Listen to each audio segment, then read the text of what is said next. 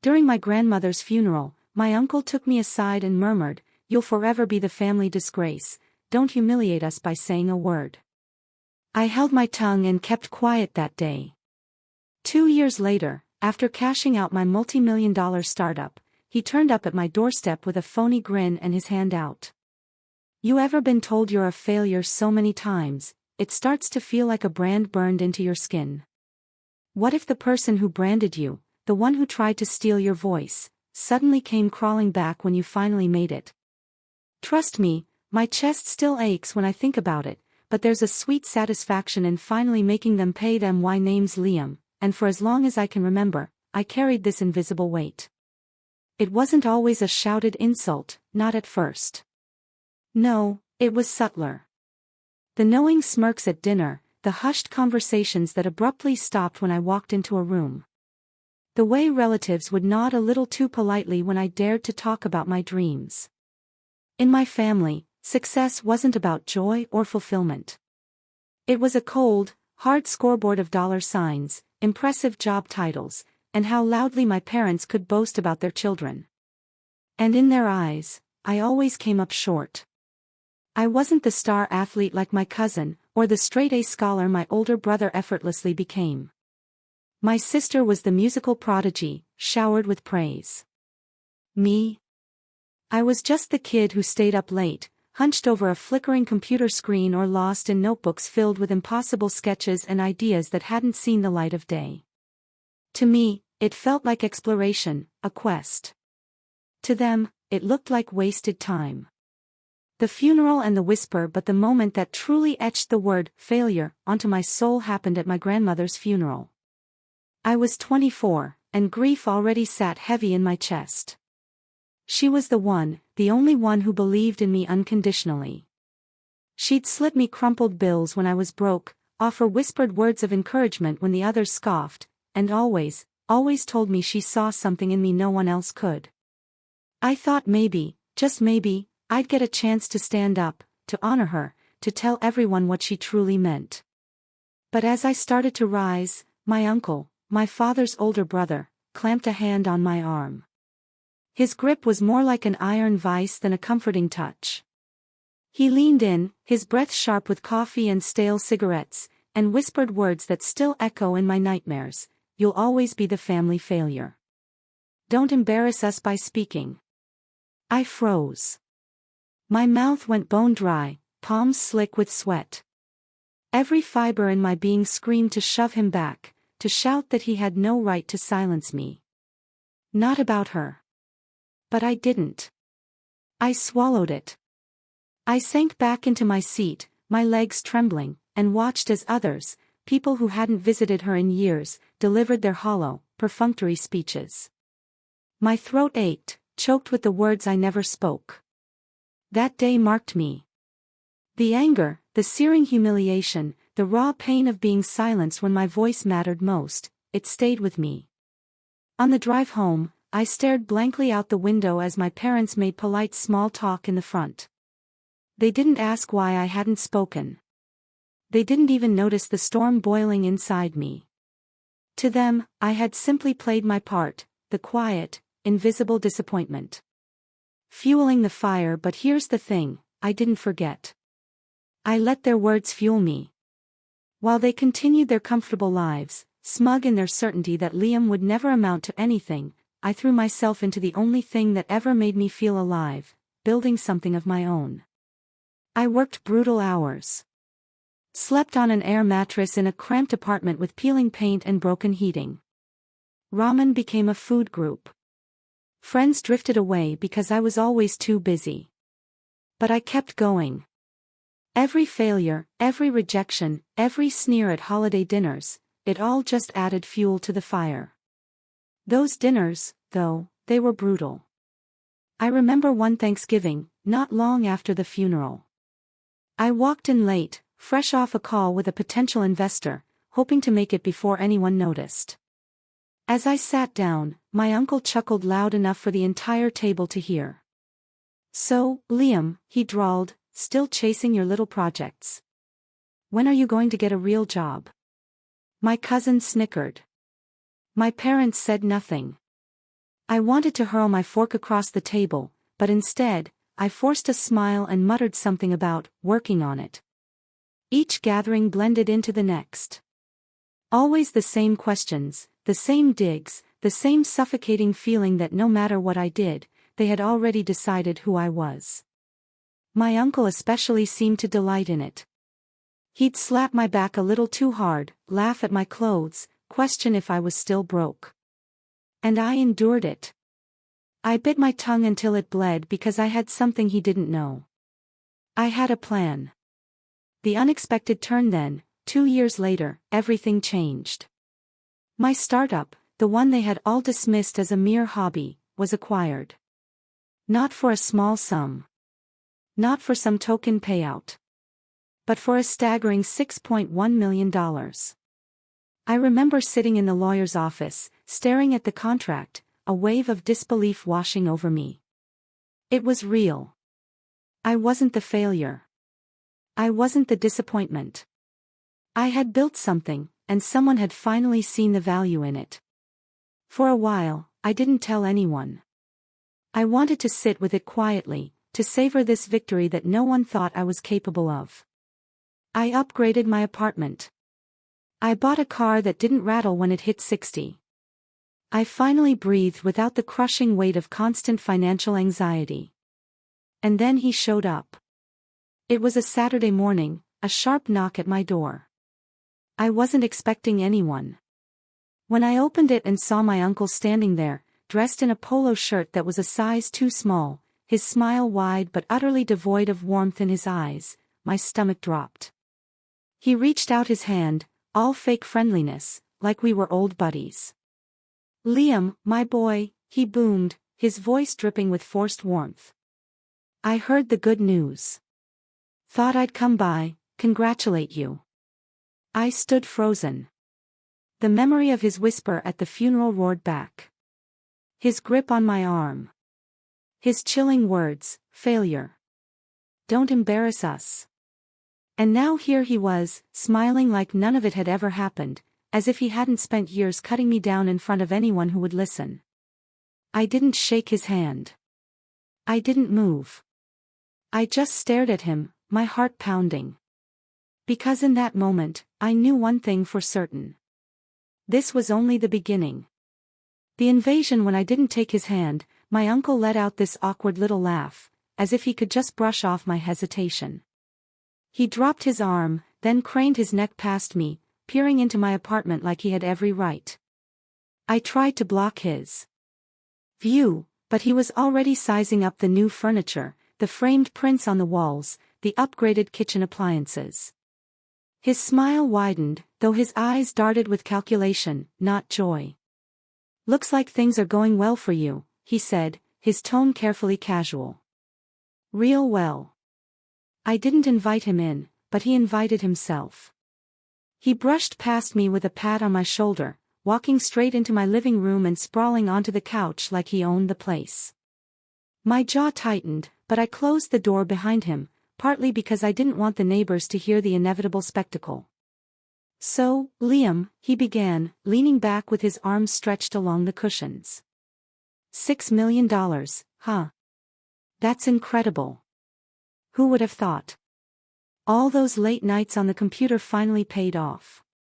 He chuckled, shaking his head as if it were some amusing miracle rather than the product of years of my sweat and sacrifice. I forced myself to sit in the armchair opposite him. "Yeah, it's been a long road," I said, careful to keep my voice steady. He nodded, then leaned forward, clasping his hands like he was about to bestow some profound wisdom. "You know, the family's proud of you. Really, we always knew you had potential. Took you long enough, but you finally proved us right." Those words burned. I clenched my fists under the armrest. He wasn't saying I had proved myself. He was saying I had finally lived up to their expectations. Expectations they had never actually believed I could meet. It was as if all the years of mockery and dismissal had been erased, rewritten in his mind as some kind of tough love that had motivated me. The ask, the entitlement. Then he got to the point. "Listen, Liam," he said, lowering his voice slightly as though confiding a secret. Your cousin Ryan is starting college soon, and well, tuition isn't cheap. He's a smart kid. Bright future. You'd be doing the family proud if you helped out a little. Think of it as an investment in the next generation. There it was. The first ask. My stomach churned, but I kept my expression neutral. College is expensive, I said flatly. I'm sure Ryan will figure it out. His smile faltered for just a second, then returned. Of course, of course. But you know, family helps family. And let's be honest, you can afford it now. It's not like it would hurt you. I didn't answer. I just let the silence stretch, the ticking of the clock on the wall filling the space. He shifted uncomfortably, but pressed on. You've got to understand, he continued, his tone sharpening. Your success reflects on all of us. When people hear you sold a company for millions, they don't just see you, they see the family name. That kind of success should benefit everyone. There it was again. The same old narrative. My accomplishments weren't mine. They belonged to the family. The same family that had called me a failure, mocked me at every holiday, and silenced me at my grandmother's funeral. Now they wanted to cash in. The golden goose. The weeks that followed only made things worse. Word of my success spread faster than I ever imagined. Relatives I hadn't spoken to in years suddenly remembered my phone number. I got texts that started with thinly veiled congratulations and ended with requests for loans or investments. My aunt left a voicemail about how her roof needed replacing and how it would mean the world if I could help. A cousin emailed me a link to a used car he wanted, attaching the price tag as if I'd just wire the money without question. At family dinners, the dynamic shifted entirely. Instead of mocking me, they paraded me like a trophy. This is Liam, my uncle boasted one night at Thanksgiving. He's the genius who made millions before 30. He said it with pride, but his eyes flickered toward me with that same cold calculation. He wasn't proud of me. He was proud of what he thought he could extract from me. They sat me at the head of the table that year, a place usually reserved for my uncle. It wasn't respect, it was strategy. I was a resource now, the golden goose. My opinions suddenly mattered, but only if they served their interests. When I didn't volunteer to pay for the entire holiday spread, I noticed the whispers, the shared looks. The same condescending tone slipped back into my uncle's voice as he toasted to generosity, making sure his glass clinked against mine with deliberate emphasis. Every time I tried to talk about my life outside of money, about the actual work I'd done, the risks, the failures, the moments that had shaped me, they changed the subject back to what I could give them. To them, I wasn't Liam anymore. I was a bank account in human form. The final straw of that season came one evening when I got home to find an envelope slipped under my door. Inside was a letter written in my uncle's unmistakable, scrawling handwriting. It wasn't even disguised as a request. It was a list. Items, amounts, and names of relatives, as though I were some kind of family treasurer. At the bottom, underlined twice, was a curt note, "We're counting on you. Don't let us down." My chest tightened with a mix of white-hot rage and disbelief. I sat at my kitchen table, staring at that letter for a long, long time, my pulse thundering in my ears. All the years of being silenced, mocked, dismissed, suddenly, it felt like they were back, just wearing a different mask. I wasn't the failure anymore. But to them, I still wasn't a person. I crumpled the letter in my fist, my knuckles white. And for the first time in a long time, I let myself think it. Maybe it was time to stop swallowing my words. The ultimate betrayal. The letter should have been the peak of it, the outrageous demand that opened my eyes completely. But as it turned out, that was only the warm-up.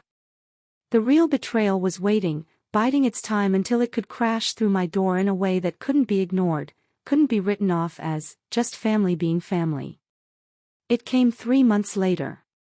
By then, the calls and texts had slowed, though not out of respect. I'd stopped answering most of them, choosing silence over endless manipulation.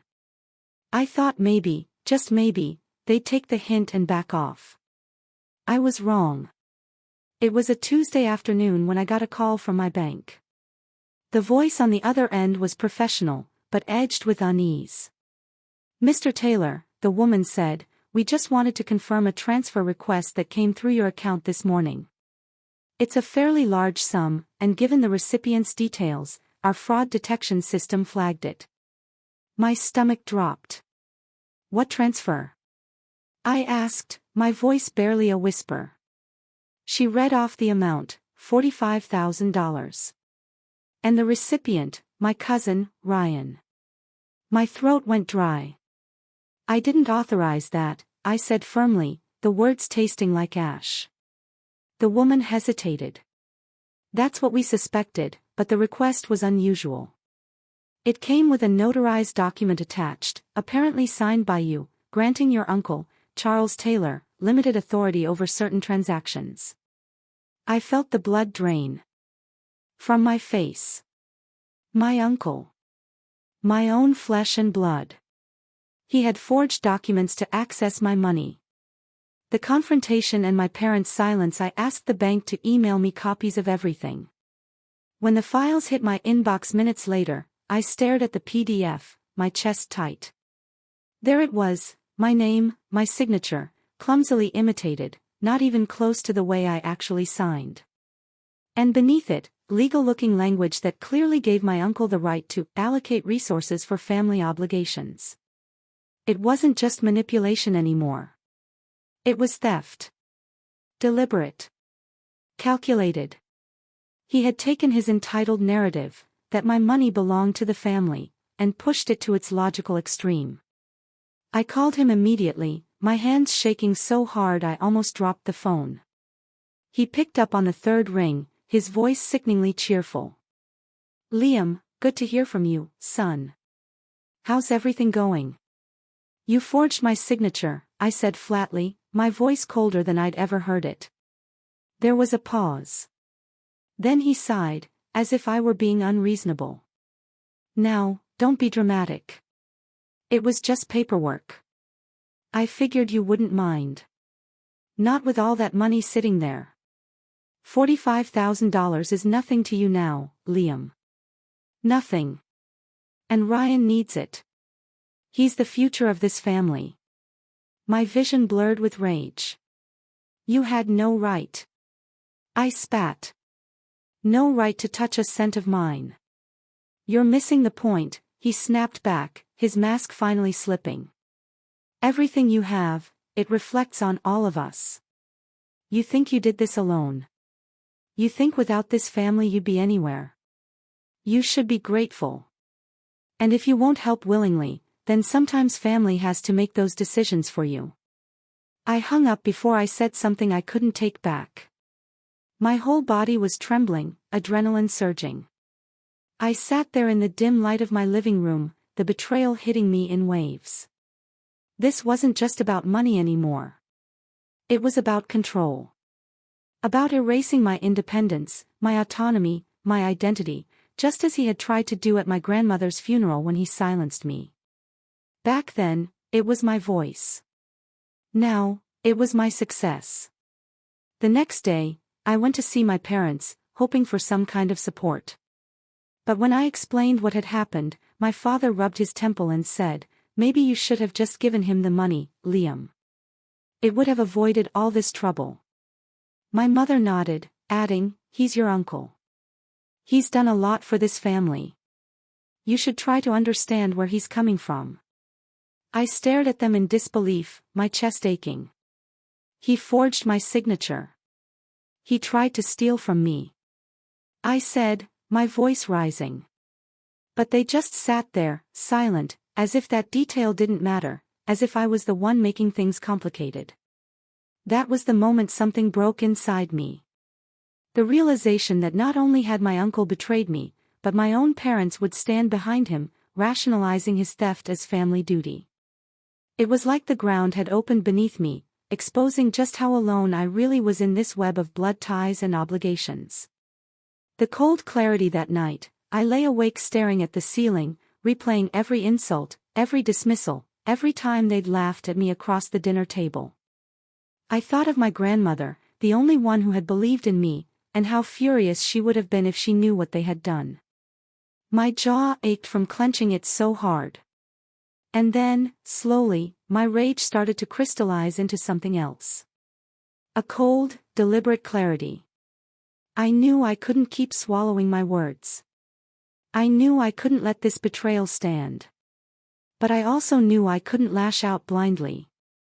If I was going to respond, it had to be careful, precise, something that would finally shatter the smug certainty with which they treated me as both failure and resource. Because this wasn't just about money. This was war. Building my own world. The weeks after discovering the forged signature were some of the hardest of my life. On the surface, I had everything I once dreamed of: financial freedom, independence, the ability to finally live on my own terms. But inside, I felt like the walls were closing in. It wasn't just the betrayal itself, it was the silence that followed. My uncle carried on as though nothing had happened. My parents, instead of standing by me, treated my anger as an overreaction. And the rest of the family? They either avoided the subject or acted like I was being selfish for not sharing. The bank froze the fraudulent transfer. Thankfully, they assured me that my uncle hadn't gotten a penny, but that did little to ease the sting. I had to meet with lawyers, sign affidavits, and prove my own identity against the false one he created. Sitting across from professionals in crisp suits, explaining how my own uncle had tried to steal from me, was humiliating in a way I can't quite describe. Every time I spoke the words out loud, "He forged my signature," it felt like I was confessing a weakness, a shame that somehow belonged to me instead of him. I started avoiding family gatherings entirely.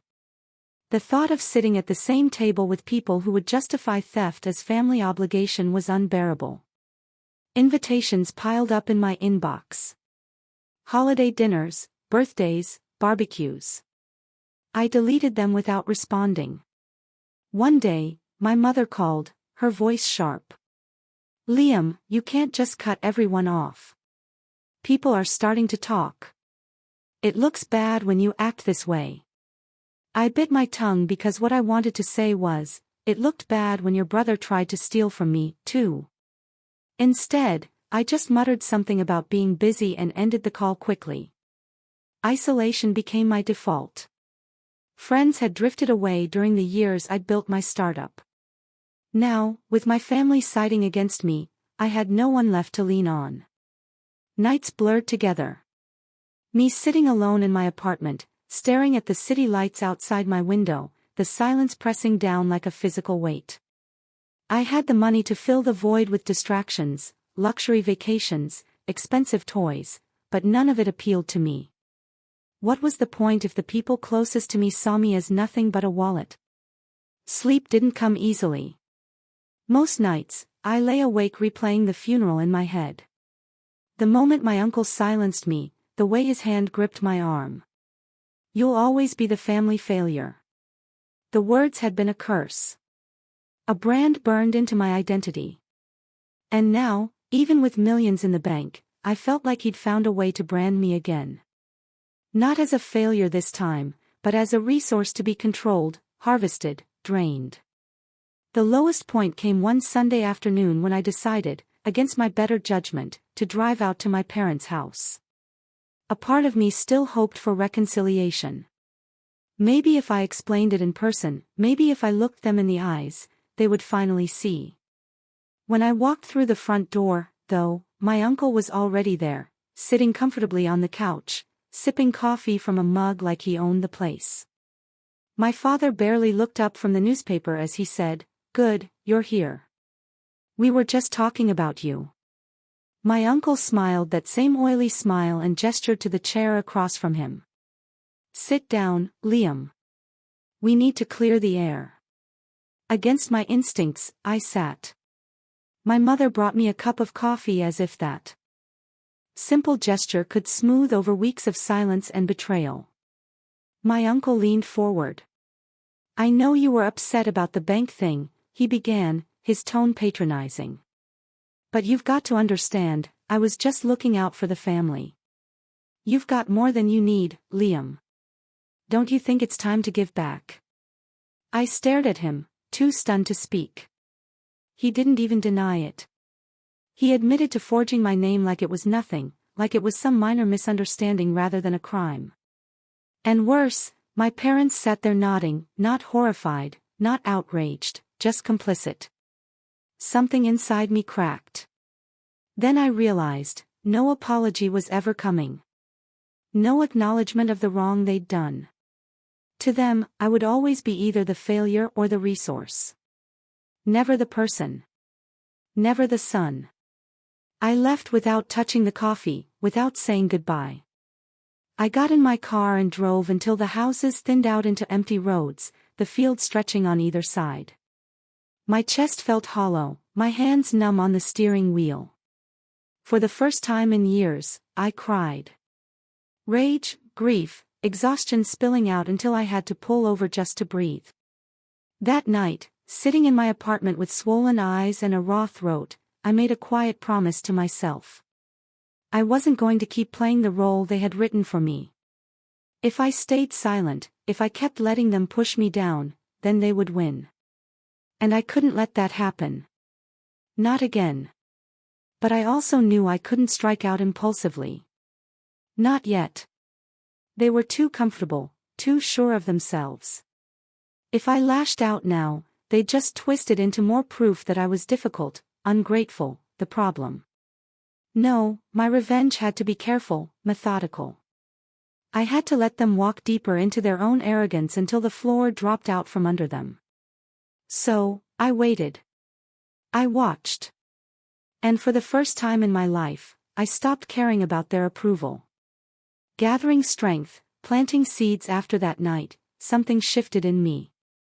The grief and exhaustion that had nearly broken me gave way to a steadier, colder kind of energy. I stopped waiting for their validation, stopped hoping for some grand moment of reconciliation that would never come. Instead, I turned inward and asked myself a question I'd never really considered before: if their approval doesn't matter, what would I do with my life, purely for me? The answer surprised me. I poured myself back into work. But this time, it wasn't about proving them wrong. It wasn't about chasing some abstract victory over the voices that had always called me a failure. It was about building something sustainable, something meaningful. I partnered with a few trusted colleagues I'd met during the startup days, people who had believed in my ideas before they were worth millions. We started developing new projects, investing in smaller companies with genuine potential. Slowly, I realized I wasn't just a one-hit wonder. I had a knack for seeing possibilities where others didn't. The more I leaned into that, the more doors opened. By the time I turned 29, I had stakes in 3 growing businesses. One was an app that streamlined medical scheduling, another a green energy startup, and the third a niche logistics platform. Each required long hours and careful risk-taking. But the payoff wasn't just financial, it was personal. I was finally surrounding myself with people who valued my input, not my wallet. And as my success grew, so did my freedom. I bought a townhouse in a quiet neighborhood away from the noise of the city. I traveled, not for luxury, but for perspective, standing in the crowded markets of Marrakesh, walking along the cliffs in Ireland, hiking through forests in Japan. I felt alive in a way I never had before. For the first time, I wasn't just surviving or proving myself. I was living. But while I was building myself up, my family kept circling. The calls never fully stopped, though I ignored most of them. When I did pick up, usually by accident, it was always the same script: your cousin needs help with tuition. Your aunt's medical bills are piling up. We were thinking of starting a family business, and you could really make it happen. Each time, I shut it down with polite vagueness, careful not to give them anything solid. Still, I could sense their growing frustration. Without access to me, their plans dried up. My uncle especially grew bolder in his attempts to insert himself into my life. He showed up uninvited once more, this time at a restaurant where I was meeting an investor. He acted as though he had been involved in my success from the beginning, trying to leverage my credibility to impress the man across the table. I had to excuse myself and pull my uncle aside, hissing through clenched teeth that if he ever did that again, he'd regret it. He just smirked like he knew he still had time to wear me down. But what he didn't know was that while he was circling me, I was quietly circling back. With every business deal I closed, with every step forward I took, I wasn't just growing wealth. I was building influence. I began donating to organizations my family had ties to, but always anonymously. I supported scholarships at the very universities my cousins hoped to attend. I gained quiet connections with people in the community, lawyers, business leaders, even a few in politics. It wasn't about flaunting anything.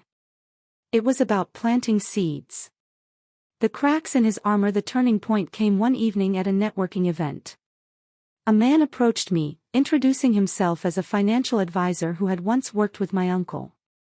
He spoke casually, but his words carried weight. "Charles has been overextending himself," he said, referring to my uncle. "A few risky investments, some debts he hasn't exactly been upfront about. Just thought you should know." I tucked that information away, careful not to show how much it lit a spark inside me. My uncle, so smug, so sure of his own control, was overreaching. He had cracks in his armor, and while I was building strength quietly, he was growing reckless loudly. That imbalance was everything I needed. By the time I turned 30, the contrast was undeniable. I was thriving, financially, emotionally, socially. My network was strong, my projects successful, and my confidence steady. My uncle, meanwhile, was still trying to bully and manipulate his way into relevance, unaware that his foundation was crumbling. The irony wasn't lost on me. At my grandmother's funeral, he had silenced me, branding me the family failure. Now, years later, I had more power than he could ever imagine. And he was the one stumbling, desperate, needing what I had. I didn't confront him. Not yet. Revenge, I realized, wasn't about striking the moment you were angry. It was about waiting until the ground beneath your enemy was already soft, then applying just the right amount of pressure to make it collapse. And when the moment came, I would be ready. The trap he built himself. The opportunity presented itself almost too perfectly, as though fate had been biding its time, watching me gather strength before finally laying the next card on the table. By now, my life had taken on a rhythm that felt steady and controlled. I was no longer scrambling, no longer reacting to the chaos my family stirred up. I was observing, waiting, preparing. It started with a call from a former classmate, Daniel, who had become an attorney specializing in corporate fraud and estate law. We met for coffee just to catch up, but the conversation drifted toward my family almost inevitably. I hadn't planned on venting, but the words poured out, the forgery, the entitled requests, the constant pressure. Daniel listened without judgment, then leaned back in his chair with a thoughtful expression. "You know," he said, "forgery like that isn't just a family dispute. It's a crime. If he tried to move funds under your name, that could carry serious consequences. Prison time, even." The word prison lingered in my head like a bell tolling in the distance. I'd known what my uncle did was illegal, but I hadn't fully grasped the severity. I'd let it slide at the time, thinking confrontation was enough. But hearing it laid out in legal terms from someone who understood the system made the reality sharper.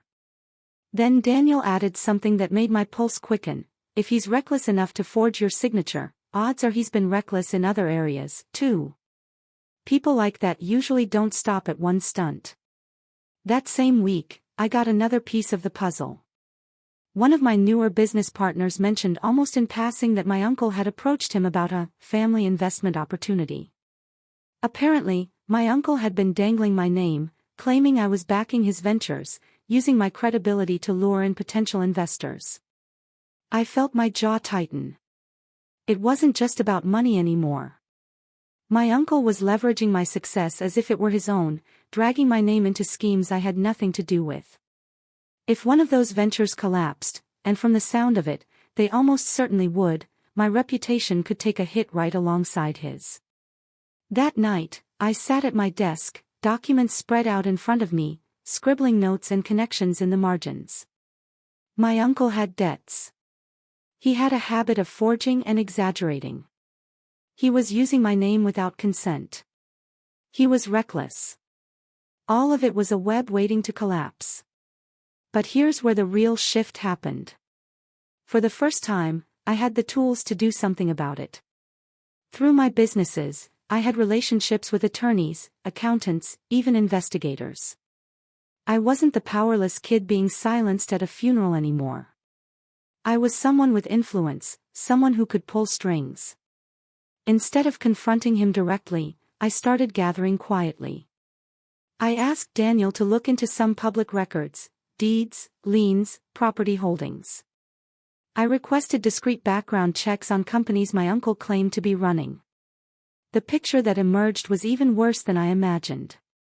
Unpaid debts, defaulted loans, business registrations with no actual operations, and whispers of investors already asking questions about where their money had gone. It was almost poetic. The man who had branded me a failure was himself failing on every front. Only he didn't know I knew. The more I uncovered, the clearer my path became. I didn't have to invent a trap. He had already built one for himself. All I had to do was guide him further in, letting him believe he was in control until the moment came to pull the rug out from under him. But there was one final piece I needed before I could move forward. Proximity. I had to get close enough to him again that he would drop his guard, that he'd let me see the full scope of his arrogance. And for that, I needed patience. The barbecue, so I accepted an invitation. It was my mother who extended it, calling one evening with that same clipped tone she always used when she was trying to guilt me. "Liam, your uncle's hosting a family barbecue next month. It would mean a lot if you came. People are still whispering about how you've been distant." Under normal circumstances, I would have declined. But this time, I agreed. When she hung up, I sat in the quiet of my townhouse, staring at the city skyline outside my window. For the first time in years, I felt calm at the thought of walking into one of those gatherings. Because now I wasn't coming as the family failure or the reluctant provider. I was coming as someone with knowledge, leverage, and the beginnings of a plan. My uncle thought he had written the story of who I was, but he had no idea I'd picked up the pen. The day of the barbecue was hot, the kind of humid summer afternoon where the air itself feels heavy. As I drove up to my uncle's house, I couldn't help but think of how many times I'd pulled into the same driveway as a kid, always bracing myself for some offhand insult or joke at my expense. This time, though, I didn't feel small. I felt steady, focused. The yard was already packed with relatives when I arrived. Kids ran through sprinklers. Adults hovered around grills and coolers, and the usual chorus of forced laughter rose over it all. As I stepped out of my car, heads turned. Conversations paused for a beat too long before picking back up, louder and more forced. They all knew what I'd become, though not a single one would admit how badly they wanted to share in it. My uncle spotted me almost immediately. He strutted over with that fake grin plastered on his face, his arms spread as though I were some long-lost son returning home. "Liam," he boomed. "There's my boy." Knew he wouldn't let family down. I let him hug me, though every instinct in my body recoiled. His grip was tight, rehearsed, like he was trying to perform affection for the audience of cousins and aunts watching us. I pulled back, smiled politely, and handed him a small bottle of wine. I called it a peace offering on the surface, though it was really just camouflage. The afternoon unfolded predictably. My uncle held court at the center of it all, retelling embellished stories of family history, inserting himself as the hero at every turn. Every time someone asked about my work, he jumped in before I could answer, framing my success as if it were somehow his doing. I always told Liam to keep pushing, he'd say, patting my back with just enough force to sting. He needed tough love. And look, it paid off. I nodded, smiled, let him play his part. Because what no one knew was that I hadn't come to defend myself. I had come to let him dig his own grave. The pitch after dinner, as the sun dipped and people settled into lawn chairs with drinks, my uncle pulled me aside. His voice dropped low, confidential. Liam, I've got something big. A business opportunity, but it's family only. I want you in on it.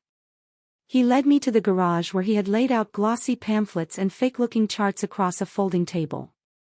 He spoke quickly, throwing around buzzwords about real estate flips, overseas partnerships, guaranteed returns. I listened, asking just enough questions to keep him talking. Then came the hook. Now, we'll need seed money to get started. Just $100,000 or so, but with you backing us, investors will flock. This is legacy-level wealth, Liam. The family will never forget it. I studied him for a long moment. The same man who had silenced me at my grandmother's funeral, who had tried to forge my name, who had used my success like a prop in a circus, and now he was pitching me a scam he didn't realize I already had evidence of. I leaned forward slightly, keeping my tone calm. Uncle Charles, I'll think about it. But if we're doing this right, I'll need to look at the paperwork first. Financials, registrations, all of it. You understand. He grinned, mistaking my measured words for agreement. Of course, of course. I'll get you everything you need. You'll see. It's solid. What he didn't know was that I'd already gathered most of those documents through Daniel. What he didn't know was that the investments he thought he was hiding were already on record, loans unpaid, assets overstated, liabilities buried under creative bookkeeping. What he didn't know was that by handing me his pitch, he was handing me the rope to tie the knot. The comeuppance over the next few weeks, I played along. I let him send me drafts, proposals, even investor lists. Each time, I forwarded them to my lawyer and accountant. Each time, they uncovered another crack, another fabrication. By the time we were done, we had a file thicker than a phone book, proof of fraud, deception, and a trail of financial recklessness that could ruin him. And then came the moment to act. Instead of confronting him privately, I invited him to meet me in a more official setting, a quiet office downtown, neutral ground. He arrived wearing a too-tight suit and a smug grin, no doubt imagining the check I was about to write. He even brought a pen, pulling it from his jacket with a flourish as he sat across from me. I let him talk for a while, spinning his fantasies, before sliding the folder across the desk. I think you should take a look, I said evenly. He opened it, scanned the first few pages, and his face shifted. Confusion first, then irritation, then a flicker of fear. He looked up at me, his mouth tightening. Where did you get this? Public record, I said calmly. And some of it straight from you. Your pitches, your claims, every lie you've told investors, every debt you've hidden, it's all in there. His jaw clenched. You don't understand. I understand perfectly. I cut in, my voice sharp now. You tried to steal from me. You used my name to prop up your scams. And you thought I'd just keep swallowing it like I always did. But here's the truth. I'm done being quiet. He leaned back, trying to recover his swagger. So what? You'll go to the police. That'll ruin the family name. You think people will see you as some kind of hero for taking down your own blood? I held his gaze. I don't need to go to the police. Not yet. But I do have options. Investors you scammed would love to see this. Regulators, too. And if you push me again, if you so much as try to use my name one more time, I won't hesitate. For the first time in my life, I saw fear in his eyes. Real fear. He tried to mask it, but his hand trembled slightly as he closed the folder. "You wouldn't," he muttered. I smiled, calm and deliberate. "Try me." I let him sit there in silence, the weight of his own mess pressing down on him. Then I stood, straightened my jacket, and left the room. For once, I was the one walking away, and he was the one left speechless. The aftermath and my voice, the fallout came faster than I expected. Within a month, whispers spread through the family like wildfire. My uncle had gone quiet, eerily quiet.